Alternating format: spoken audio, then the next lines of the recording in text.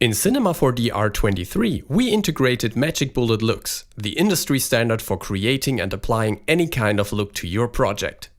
You can open Magic Bullet Looks from the render settings or directly send a render to Magic Bullet Looks from the viewport menu and the picture viewer. Once opened, you can start creating your own custom looks using the intuitive interface or just use one of the many presets. Using Magic Bullet Looks, you can add a whole lot more to your renders than just color correction.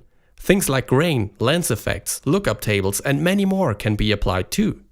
And the best thing? This is not restricted to rendering. You can even use Magic Bullet Looks live in the viewport and also in the viewport renderer.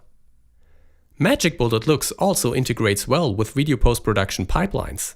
Once you save your custom look as a preset, you can reuse it in multiple compositing and editing applications too. Here is a list of all host applications supporting Magic Bullet Looks.